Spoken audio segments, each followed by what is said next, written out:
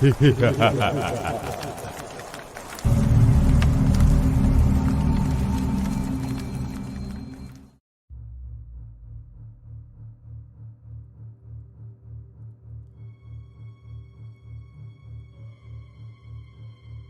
my wife, DeAnna Simpson, and I first discovered our house in the serene town of Hanover, Pennsylvania, it immediately felt like more than just a structure. It was a narrative waiting to be unfolded.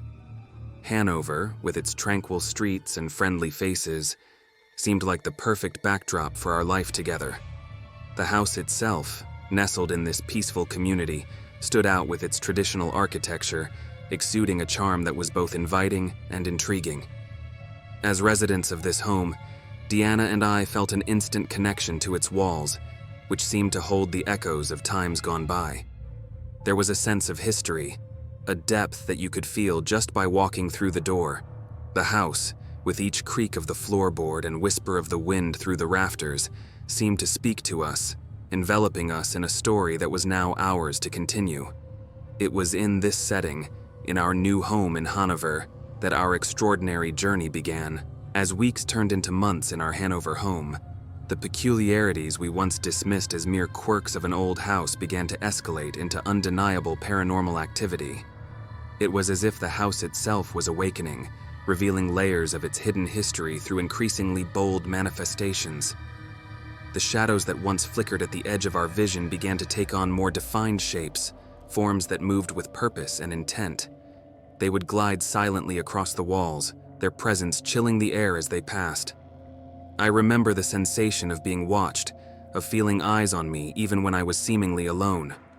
It wasn't just an eerie feeling, it was a palpable presence, as if the house itself was conscious and observant. The whispers that we initially heard faintly grew louder and more insistent.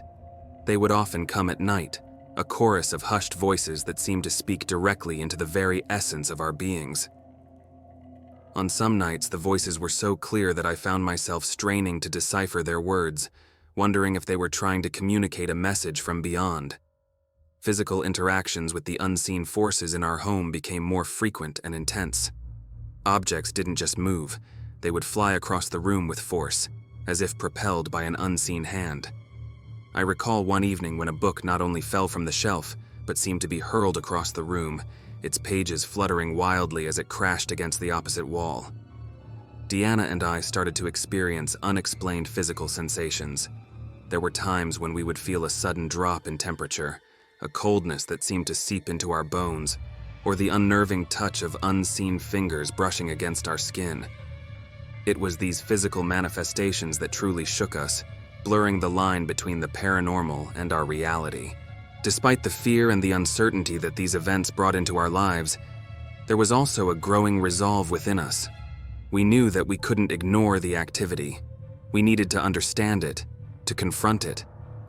This house, with all its mysteries and its eerie manifestations, was our home, and we were determined to reclaim the peace and sanctity it once offered us. In the midst of this escalating paranormal activity, DeAnna and I found strength in each other. Our bond was solidified not just by love, but by the shared experience of facing the unknown together. We knew that the journey ahead would be challenging, but we also knew that we wouldn't face it alone. As we braced ourselves for what was to come, we held on to the hope that, through understanding and perseverance, we could restore harmony to our home and unveil the secrets that lay hidden within its walls. As the paranormal activity in our Hanover home intensified, DeAnna and I realized that we were out of our depth. The experiences we were encountering were beyond the realm of our understanding, and it became clear that we needed guidance and validation from those more versed in the supernatural. We began by reaching out to local experts, people who had devoted their lives to understanding the unexplainable. They came with their equipment, EMF meters, digital voice recorders, and cameras, transforming our home into a hub of paranormal investigation. Each beep of the equipment, each whispered recording, felt like a step closer to understanding the mysteries that enveloped our house. The investigators walked through our home with a reverence, a respect for the energies they believed it housed. They spoke of entities, of spirits that lingered in the space between worlds. Each session with them was an eye-opener, a mix of fear, fascination, and a desperate desire for answers. They validated our experiences, confirming that we were not merely succumbing to our imaginations. Our home, they affirmed, was a nexus of paranormal activity. DeAnna and I also opened our doors to mediums, individuals who claimed to have a direct line to the spiritual realm. They moved through our home with a calm certainty, communicating with presences we could feel but not see. Their sessions were emotionally charged, filled with messages from the beyond. Some spoke of unresolved histories, spirits tethered to our home due to past traumas or unfulfilled desires. The most profound validation came when our story caught the attention of the media. Television crews and paranormal celebrities visited, each eager to experience and document the haunting of our home. As cameras rolled and our story was broadcasted, the world tuned in. Our private haunting became a public fascination, drawing mixed reactions from skepticism to belief. But with this exposure came a sense of vulnerability. Our home, our private struggles with the unknown, were now laid bare for all to see. Yet, amidst the vulnerability, there was a strengthening resolve. The public's interest and the experts' validation gave us a sense of legitimacy. It reassured us that our experiences were real, that we weren't alone in our quest for understanding. As we navigated this journey of seeking help and validation, DeAnna and I learned to balance our skepticism with an openness to the unknown.